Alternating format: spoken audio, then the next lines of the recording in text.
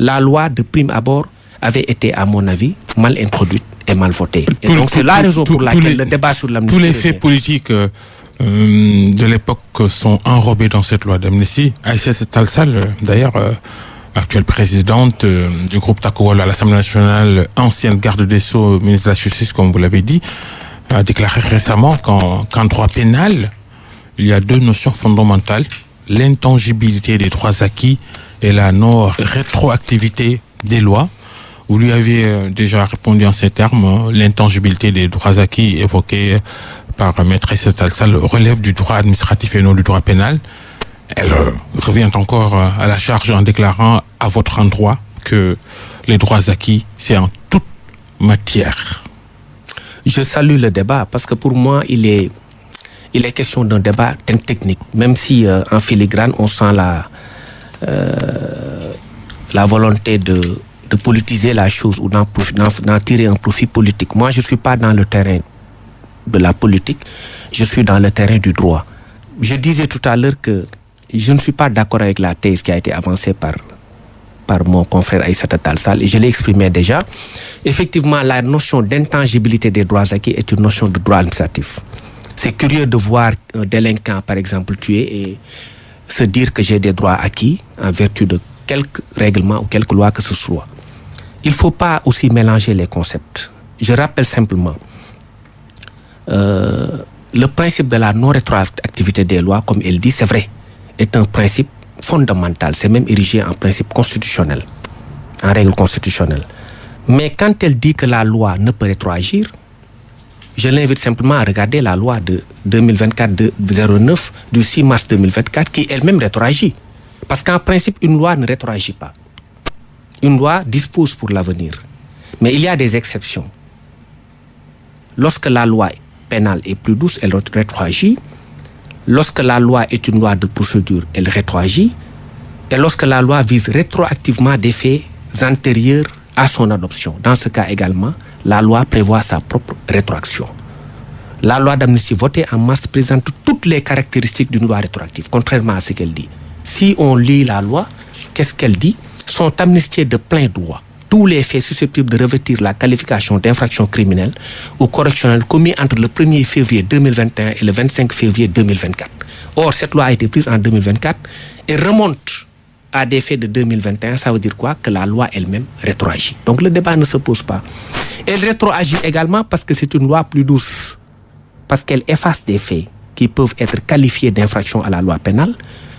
Elle est également une loi rétroactive parce qu'elle prévoit une procédure d'interprétation des termes de la loi lorsque un agent pénal est poursuivi, tel que le prévoit l'article 735 du Code de procédure pénale, au terme de l'article 4 de la loi. Dans ce cas également, on considère que c'est une loi qui est rétroactive. Donc le débat ne se pose pas. Le principe des droits acquis, intangible selon elle. Le principe des droits acquis n'est pas à confondre avec, par exemple, la règle de l'autorité de la chose jugée. On ne peut pas parler de principe de droits acquis en matière administrative. Les droits acquis, l'intangibilité des droits acquis est une notion inventée par les juridictions administratives dans le cadre des actes administratifs unilatéraux créateurs de droits. On dit que lorsque l'acte administratif unilatéral est pris dans un cadre légal, notifié, s'il n'est pas retiré dans le délai de 2 mois, c'est selon de la loi ou du recours pour excès de pouvoir, à partir de ce moment, il crée ce qu'on appelle des droits acquis. Ça, c'est un principe de droit administratif qui a été étendu à d'autres matières, comme la matière sociale. En matière sociale, on parle d'avantages acquis, même pas de principe de droits acquis. Mais l'intangibilité des droits acquis est un principe de droit administratif. On ne peut pas, sur le plan pénal, parler d'intangibilité des droits acquis. Là où on peut parler, non pas de droits acquis, mais d'autorité de la chose jugée, c'est lorsque, sous l'empire de cette loi, des personnes ont été jugées et qu'ils fassent état de l'exception d'amnistie, c'est-à-dire de l'extinction de l'action publique pour cause d'amnistie, et que les juridictions, dans le cadre d'un jugement définitif, aient fait droit à leur demande en considérant que les faits pour lesquels ces personnes étaient poursuivies dans un cadre précis entraient dans le cadre de l'amnistie. Même en cas de révision, on ne peut pas y revenir. Mais lorsque les personnes n'ont pas été jugées, en cas de révision, ces personnes sont justiciables des juridictions, comme si la loi n'a jamais existé. Donc, de ce point de vue, on ne peut pas mélanger les choux et les carottes. faisant une confusion qui me semble être peut-être involontaire entre la notion d'intangibilité des droits acquis et la notion d'autorité de la chose jugée. C'est deux notions différentes. L'intangibilité des droits acquis joue en matière administrative, l'autorité de la chose jugée pour elle, joue insiste en matière en droit pénale ou en pénal matière aussi. civile. Le débat reste ouvert. Peut-être qu'il y a une procédure qui aurait simplifié les choses si il y a des victimes de ces violences politiques entre 2021 et 2024 avaient elles-mêmes, ces victimes, saisi la justice. Ça aurait simplifié les choses, plus rapide que l'abrogation même, Non, la procédure d'abrogation.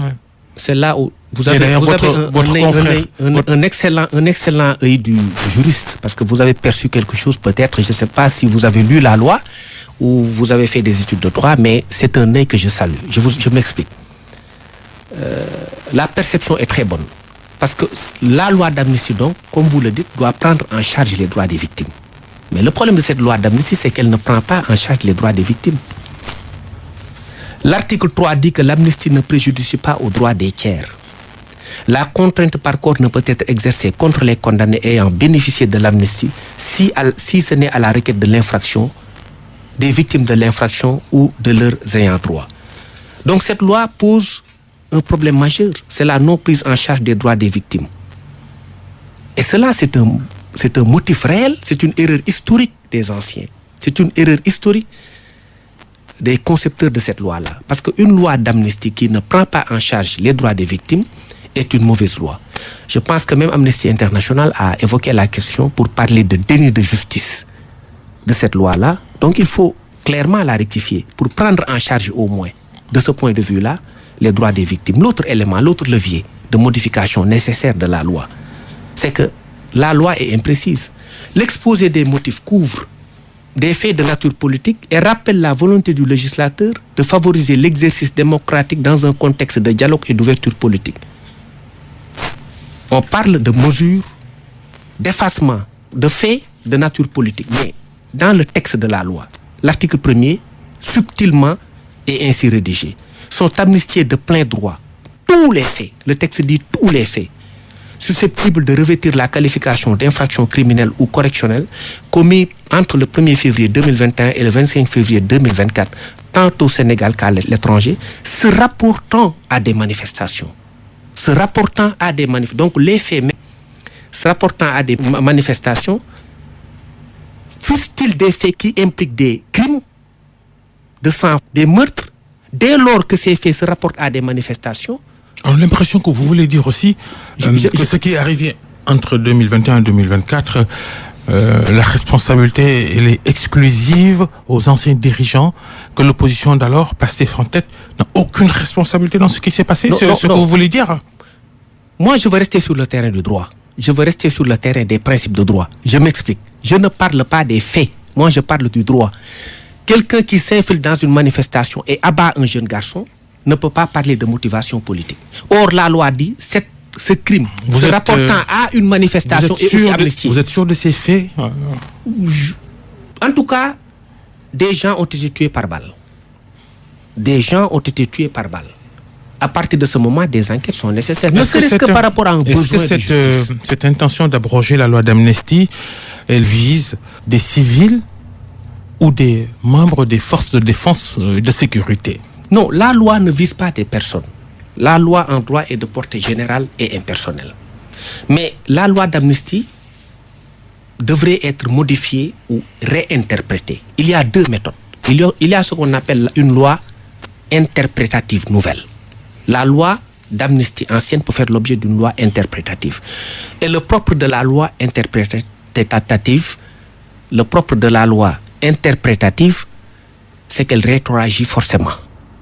Et la loi interprétative fait corps avec la loi d'amnistie. Donc, elle ne fait que clarifier ou préciser le sens et la portée de la loi existante sans en modifier la substance, avec effet rétroactif. Mais si on va dans le sens d'une loi interprétative pour dire que cette loi n'implique que les faits de nature politique, il y a aussi mal-donne quelque part, parce que le manquement serait lié au fait que les droits des victimes ne seront pas encore pris en charge en l'état, même dans le cadre d'une loi interprétative. La meilleure option serait celle d'une loi modificative qui prenne en compte un principe d'indemnisation des victimes. Et l'idée est de restreindre la portée de la loi en reprécisant son champ d'action, conformément d'ailleurs à l'exposé des motifs, et pas plus. En l'occurrence, l'amnistie pour les faits commis en lien avec une motivation politique. Alors, si elle venait à être abrogée, cette loi d'amnistie, est-ce que les anciens patrons de la police, de la gendarmerie, sous Macky Sall, ils risquent d'être inquiétés? La loi est de portée générale et impersonnelle. Vous voulez pas elle ne vise pas des personnes, mais ce sont des enquêtes qui effectivement... Le soubassement politique, il est là, au-delà du droit ou en dessous du droit. Est-ce que Pastef aujourd'hui vise d'anciens hauts responsables sous l'ancien régime civil et militaire? Personne n'est visé. Ce sont des enquêtes par quelques camps que l'on puisse se trouver, dans quelques camps que l'on puisse se trouver, par quelques bords que l'on puisse se situer. L'essentiel, c'est que des enquêtes doivent être, à mon avis, ouvertes et orientées vers des éléments qui puissent permettre de trouver la vérité